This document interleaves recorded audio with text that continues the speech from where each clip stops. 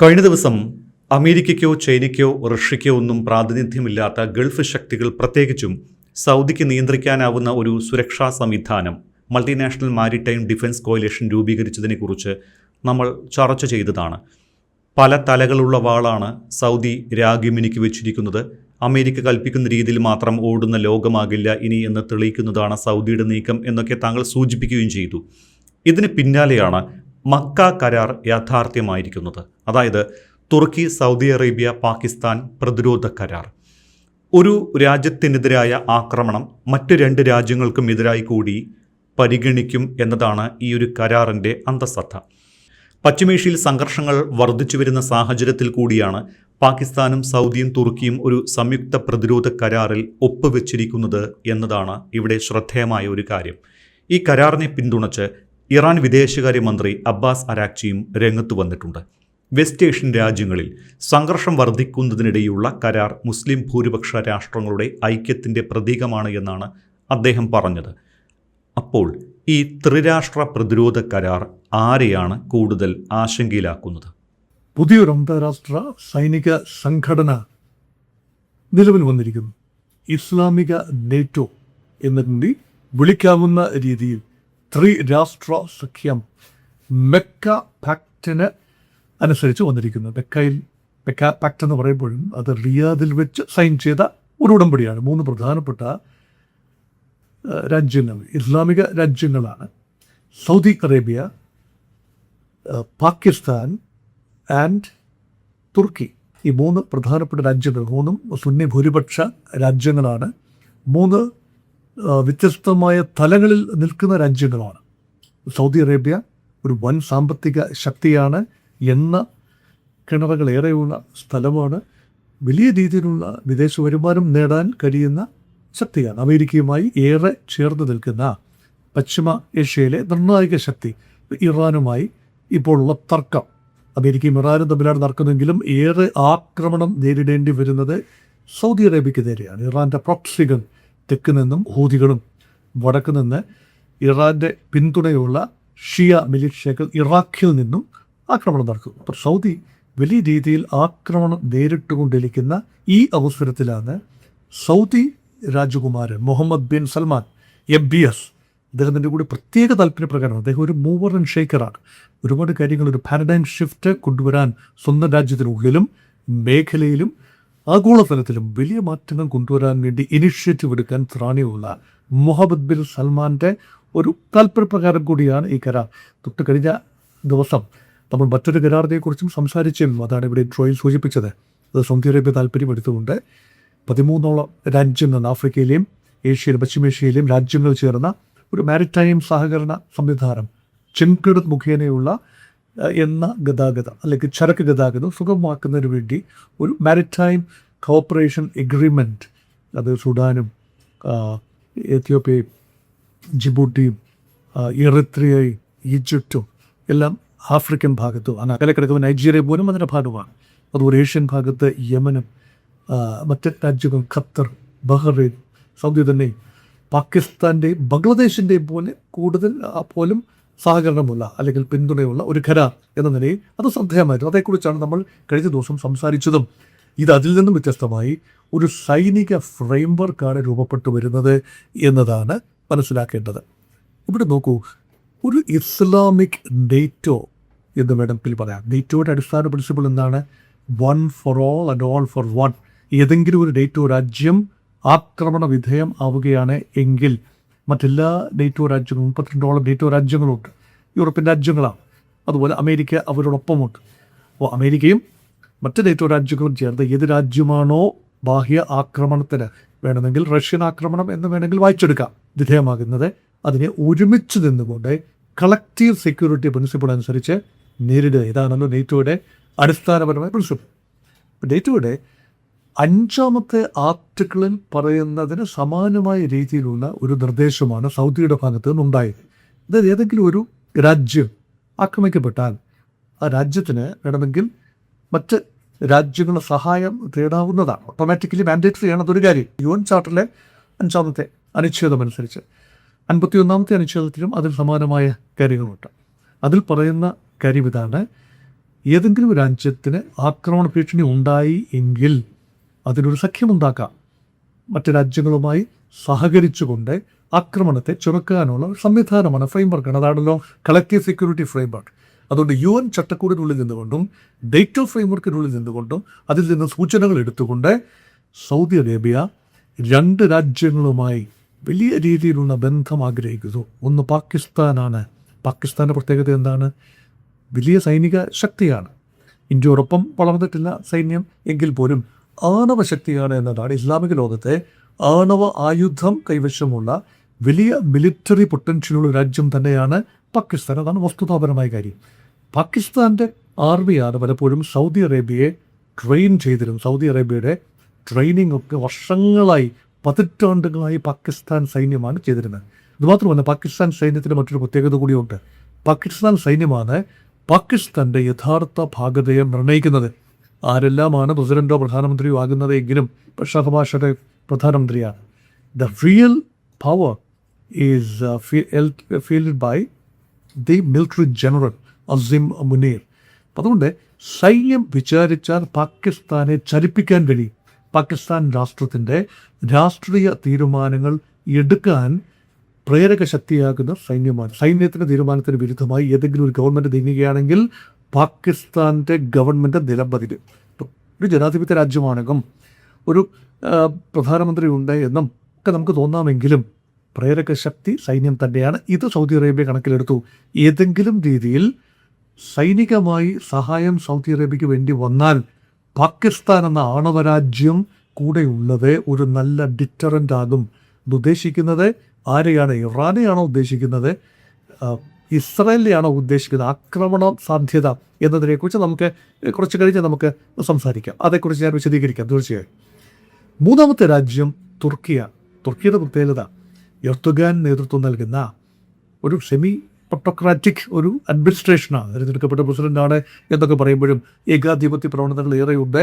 ശക്തമായ ഇസ്രായേലി വിരോധമാണ് തുർക്കിയുടെ ഒരു അടിസ്ഥാന മുഖമുദ്ര. അത് തീർച്ചയായും പാകിസ്ഥാനും അങ്ങനെ തന്നെയാണ്. പാകിസ്ഥാൻ ഒരു രീതിയിലും ടെൽ-അവീവിനെ അംഗീകരിക്കുന്നില്ല, ഇസ്രായേലിനെ ആ രീതിയിൽ അംഗീകരിക്കുന്നില്ല, നയതന്ത്ര ബന്ധവുമില്ല. അതുകൊണ്ട് തുർക്കിയെ റോപ്പിൻ ചെയ്യുക വഴി രണ്ടാമത്തെ വലിയ നേറ്റോ രാജ്യത്തെയാണ് സൗദി അറേബ്യ കൂടെ കൂട്ടിയിരിക്കുന്നത്. നോക്കൂ, സൈനിക ശക്തിയിൽ അമേരിക്ക കഴിഞ്ഞാൽ എണ്ണത്തിൻ്റെ കാര്യത്തിൽ 4 ലക്ഷം സേനകളുണ്ട്. 4 ലക്ഷം പേരുടെ പിൻബലമുള്ള തുർക്കി എണ്ണത്തിൻ്റെ കാര്യത്തിലെങ്കിലും അമേരിക്കയ്ക്ക് പിന്നിൽ 2ാം സ്ഥാനത്താണ്.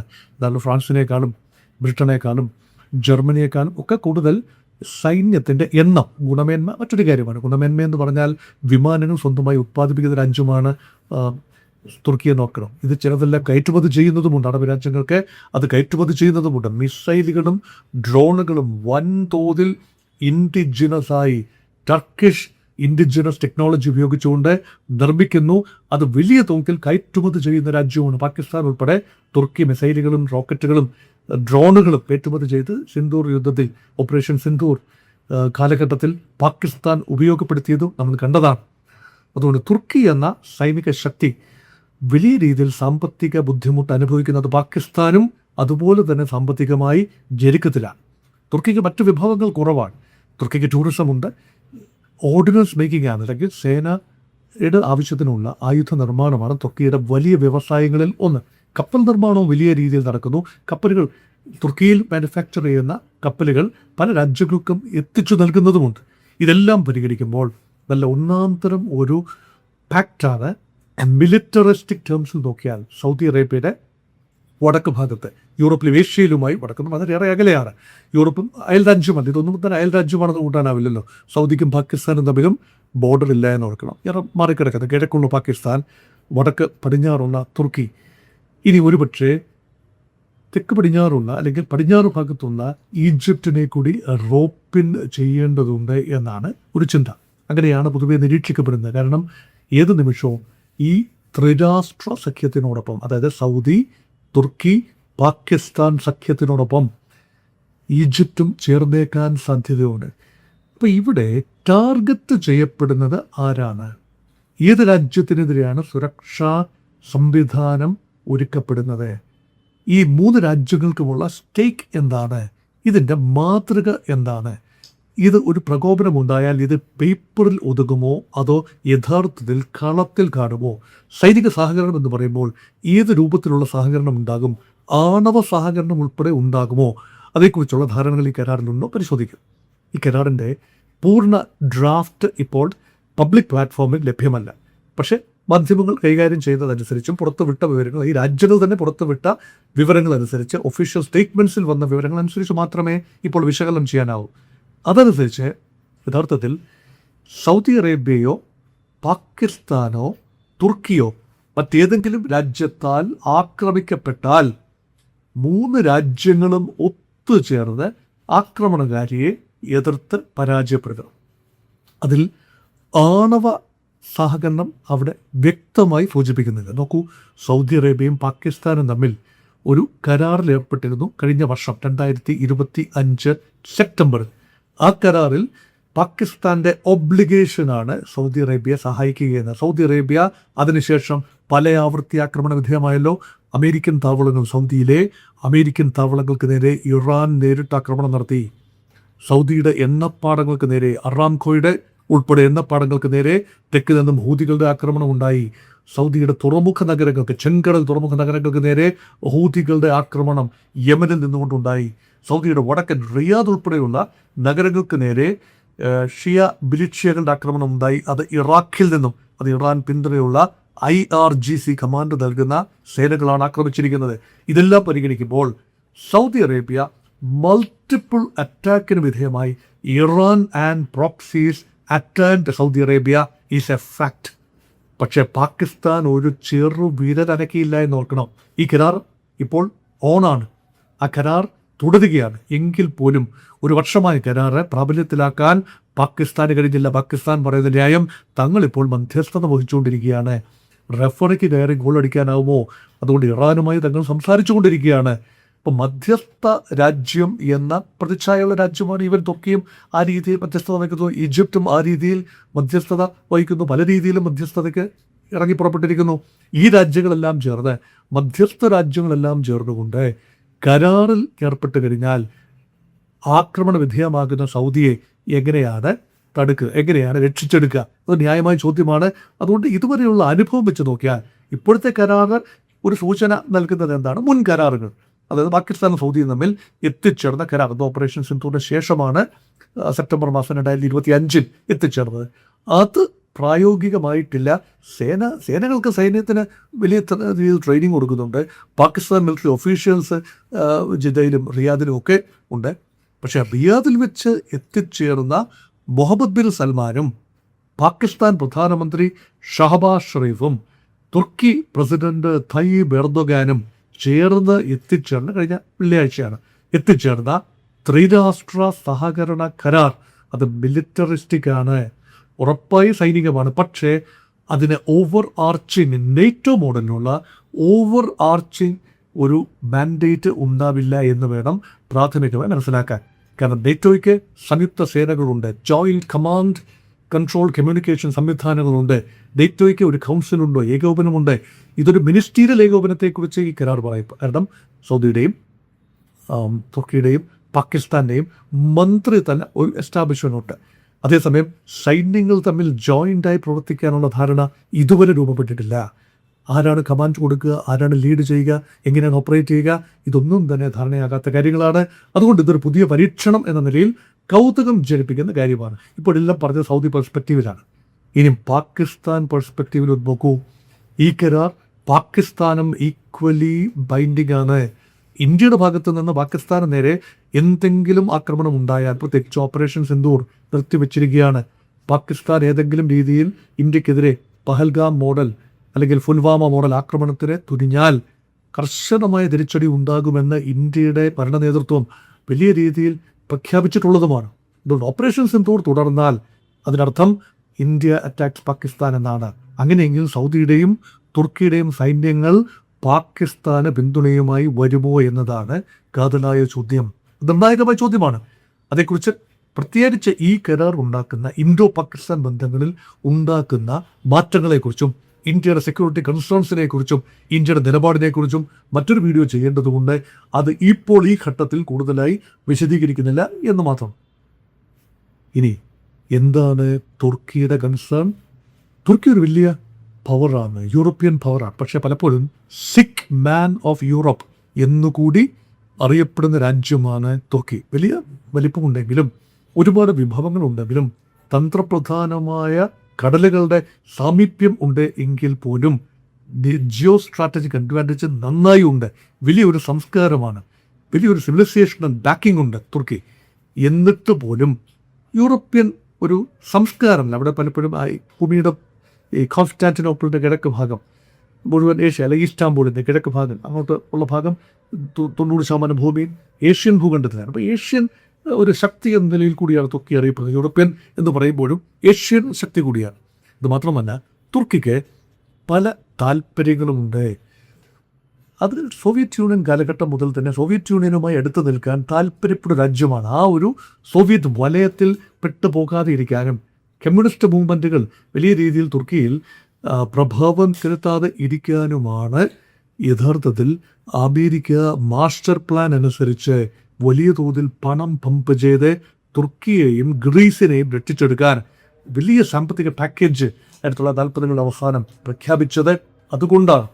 പക്ഷെ തുർക്കി ഇപ്പോഴും ഒരു തരത്തിൽ പറഞ്ഞാൽ ഇക്കോണമി വെച്ച് നോക്കിയാൽ ദുർബല അവസ്ഥയിലാണ്. ഇത് ഒന്ന് കരകയറണമെങ്കിൽ മിലിറ്ററി എൻജിനീയറിങ്ങിലൂടെ ആർമിയുടെ പ്രഭാവത്തിലൂടെ ഉണ്ട്. പക്ഷേ തുർക്കിഷ് ആർമിക്ക് ചില ഫൈറ്റിംഗ് പരിചയങ്ങളുമുണ്ട്. ഇറാഖിലും സിറിയയിലും ഉണ്ടായ സിവിൽ വാർ, ലിബിയയിലെ സൈനിക നീക്കങ്ങൾ, ഇതിലെല്ലാം തന്നെ ടർക്കിഷ് ആർമി ഇൻവോൾവ് ആണ്, ഭാഗികമായി ഇൻവോൾവ് ആണ്. അപ്പോൾ ബാറ്റിൽ ഹാർഡൻഡ് എന്നൊന്നും അങ്ങനെ പറയാൻ ആവില്ല എങ്കിലും റിയൽ ഫൈറ്റിംഗ് എക്സ്പീരിയൻസ് ഉണ്ട്. അത് പാകിസ്ഥാൻ ആർമിക്കുമുണ്ട്. അത് പിന്നെ ഇൻസർജൻസി ഓപ്പറേഷൻസ് ഉണ്ട്. ഇന്ത്യക്കെതിരെയുള്ള പല പോരാട്ടങ്ങൾ നടത്തിയ സൈന്യമാണ്. അപ്പോൾ സൗദിയുടെ സൈന്യത്തിന് മാത്രമാണ് പോരാട്ടത്തിൻ്റെ ഒരു അന്തരീക്ഷമില്ലാത്തത്. കാരണം സൗദി വളരെ മിലിറ്ററിസ്റ്റിക്കലി ദുർബലമാണ്. സൗദിക്ക് അമേരിക്ക നൽകുന്ന വിമാനങ്ങൾ, ചൈന നൽകുന്ന ആയുധങ്ങൾ, അതൊക്കെ തന്നെയാണ് സൗദിക്ക് ഉള്ളത്. അല്ലാതെ ഇൻഡിജിനസായി വലിയ തോതിൽ സൗദി അറേബ്യ ടെക്നോളജി വികസിപ്പിച്ചെടുക്കുകയോ വലിയ രീതിയിലുള്ള ഫൈറ്റിംഗ് പൊട്ടൻഷ്യൽ ഉള്ളതോ ആയിട്ടില്ല. കാരണം സൗദിയുടെ സേനകളെ, പൈലറ്റുകളെ അല്ലെങ്കിൽ മറ്റ് വൈമാനികരെ ഒക്കെ തന്നെ ട്രെയിൻ ചെയ്തെടുക്കുന്നത് മറ്റു രാജ്യങ്ങളാണ്, അമേരിക്ക ഉൾപ്പെടെയുള്ള രാജ്യങ്ങളാണ്. പാകിസ്ഥാൻ അതിൽ നിർണായകമായ പങ്ക് വഹിക്കുന്നതുകൊണ്ട്. അതുകൊണ്ട് തുർക്കിയെ സംബന്ധിച്ചിടത്തോളം സൗദി അറേബ്യയുമായുള്ള ബന്ധം സാമ്പത്തികമായി ഏറെ മെച്ചമുണ്ടാക്കും. സൗദിക്ക് വലിയ തോതിൽ തുർക്കിയിൽ നിന്നും ഡ്രോണുകളും റോക്കറ്റുകളും വാങ്ങാൻ കഴിയും. തുർക്കി വികസിപ്പിച്ചെടുക്കുന്ന അത്യന്താധുനികമായ ഡ്രോണുകൾ പല യുദ്ധങ്ങളിൽ പ്രവർത്തിച്ചിട്ടുണ്ട്. അതുകൊണ്ട് സൗദി അറേബ്യയ്ക്ക് അതൊരു മുതൽക്കൂട്ടാവും. ഇതെല്ലാം തന്നെ തുർക്കിയുടെ കൺസേൺസ് ആണ്. അതുകൊണ്ട് at the outset it looks like A win win situation for all the 3 countries. പക്ഷെ മറ്റ് 3 രാജ്യങ്ങളെ കൂടി പരിഗണിക്കാതെ ഈ ഡിബേറ്റ് പൂർണ്ണമാവില്ല. തുർക്കിയും പാകിസ്ഥാനും സൗദിയും തമ്മിൽ കരാർ ഒപ്പിട്ടു. അതിന് ഇസ്രയേലിന് എന്ത്, അമേരിക്കയ്ക്ക് എന്ത്, ഇറാൻ എന്ത് എന്നതാണ് ചോദ്യം. ഈ 3 രാജ്യങ്ങളും ഡയറക്റ്റ് സ്റ്റേക്ക് ഹോൾഡേഴ്സ് അല്ല എങ്കിലും ഇൻഡയറക്ട്ലി ടാർഗറ്റഡ് ആകുന്നത് 3 വ്യത്യസ്തമായ കാരണങ്ങളാൽ ഈ 3 രാജ്യങ്ങളുമാണ് ഈ ത്രിരാഷ്ട്ര കരാറിൻ്റെ ടാർഗറ്റ്. ഒന്നാം ടാർഗറ്റ് അമേരിക്ക തന്നെയാണ്. അമേരിക്ക നേതൃത്വം നൽകുന്ന ഒരു സുരക്ഷാ പാരഡൈം. അപ്പോൾ സൗദി അറേബ്യയുടെ രക്ഷ അമേരിക്കയിൽ നിന്നേ വരൂ. പാകിസ്ഥാൻ ആത്യന്തികമായി അമേരിക്കയാണ് സംരക്ഷിച്ച് നിർത്തുന്നത് എന്ന ഒരു ഉൾബോധമുണ്ട്. അതുകൊണ്ടാണ് എന്തെങ്കിലും രീതിയിൽ ഇന്ത്യയുമായി ഒരു വലിയ തർക്കം ഉണ്ടായാൽ അമേരിക്ക ഇടപെട്ട് ഓപ്പറേഷൻ സിന്ദൂർ നിർത്തിവെപ്പിച്ചു എന്ന് പറയുമ്പോൾ അത് പാകിസ്ഥാനാണ് ഗുണകരമായത് എന്നോർക്കണം. ഇനിയൊരു യുദ്ധം പൊട്ടിപ്പുറപ്പെട്ടാലും അമേരിക്കയുടെ ഒരു അദൃശ്യമായ പിന്തുണ, സായുധ പിന്തുണ അല്ലെങ്കിൽ പോലും എന്തെങ്കിലും രീതിയിലുള്ള പിന്തുണ പാകിസ്ഥാൻ പ്രതീക്ഷിക്കുന്നു. തുർക്കി 100% നേറ്റോ രാജ്യമാണ്. നേറ്റോയിൽ സ്വല്പം ഇടതടിച്ചു നിൽക്കുന്ന രാജ്യം കൂടിയാണ്. നേറ്റോയുടെ ഫ്രെയിംവർക്കിനെ അംഗീകരിക്കുന്നു എങ്കിൽ പോലും പൂർണ്ണാർത്ഥത്തിൽ ഫ്രാൻസോ ബ്രിട്ടനോ ജർമ്മനിയോ നിൽക്കുന്നത് പോലെ ഒരു അമേരിക്ക ബാന്ധവത്തിലല്ല തുർക്കി നിൽക്കുന്ന. പലപ്പോഴും റഷ്യയുമായി സഹകരിച്ച കാര്യം ഞാൻ നേരത്തെ സൂചിപ്പിച്ചു.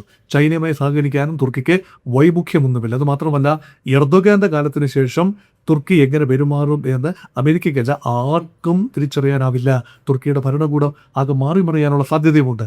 അതുകൊണ്ടാണ് പറയുന്നത് അമേരിക്കയെ മാറ്റി നിർത്തിക്കൊണ്ട് ഇസ്ലാമിക രാജ്യങ്ങൾ, ഇവിടെ പറയുന്നത് സുന്നി ഇസ്ലാമിക രാജ്യങ്ങൾ എന്നുകൂടി വായിച്ചെടുക്കണം. നാളെ ഒരുപക്ഷെ ഈജിപ്റ്റ് കൂടി രംഗത്ത് വരുമ്പോൾ പ്രധാനപ്പെട്ട 4 ഇസ്ലാമിക രാജ്യങ്ങൾ, അതിൽ ഒരു അറബ് രാജ്യം അത് സൗദി അറേബ്യ.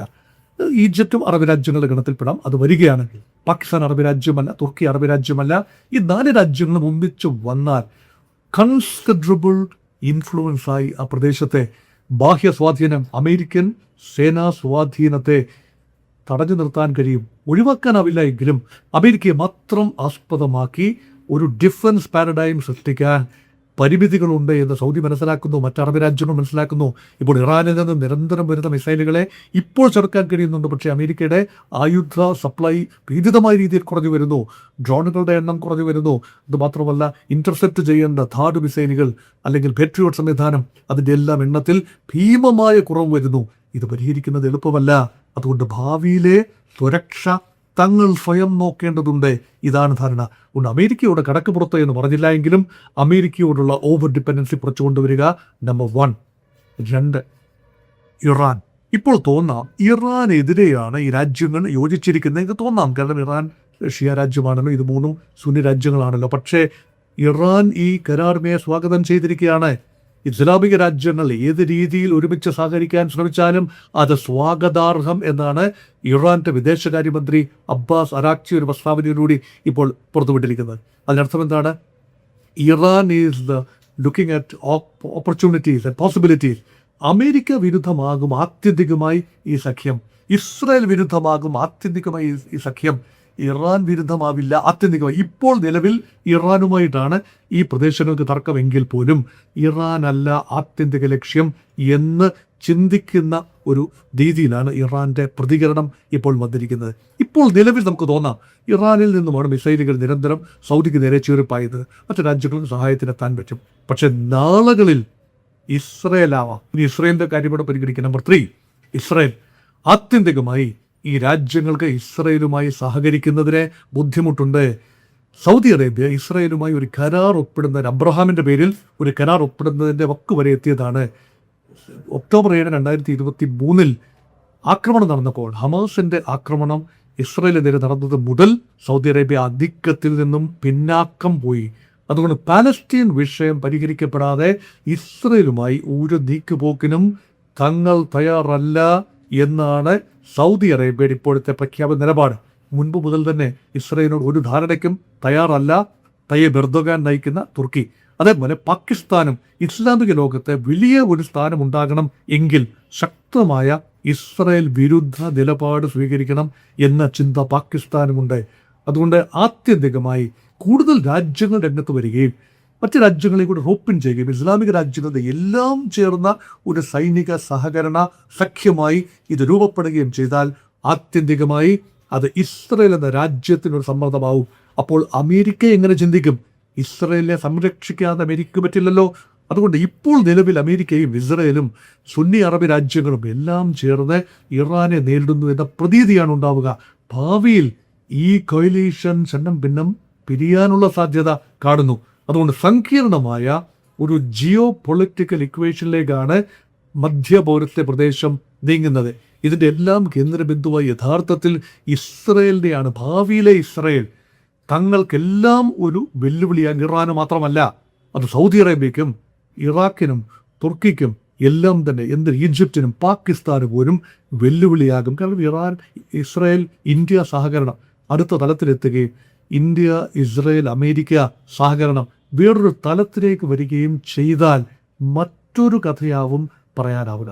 അതുകൊണ്ടാണ് ഇപ്പോൾ ഈ ത്രിരാഷ്ട്ര സഖ്യം അതൊരു യെറ്റ് അനദർ ബോഡി. എത്രയോ സഖ്യങ്ങളുടെ ലോകത്ത് സൈനികവും സാമ്പത്തികവുമായ സഹകരണ സഖ്യങ്ങളില്ലേ? അതിലെന്തിരിക്കുന്നു എന്ന് ചോദിക്കുന്നവരോട് എനിക്ക് പറയാനുള്ളത് ഇതൊരു തുടക്കമാണ്. മാറി വരുന്ന ലോകക്രമത്തിൻ്റെ, മാറി വരുന്ന ചിന്തയുടെ ഒരു പ്രതിഫലനമായി കാണാം. മധ്യപൗരസ്ത്യ പ്രദേശത്തെ ദൂരവ്യാപകമായ ഫലങ്ങൾ ഉണ്ടാക്കാൻ കഴിയുന്ന ആദ്യ ചുവടുവയ്പായി ഈ ഒരു സഖ്യത്തിൻ്റെ രൂപീകരണത്തെ കാണാം.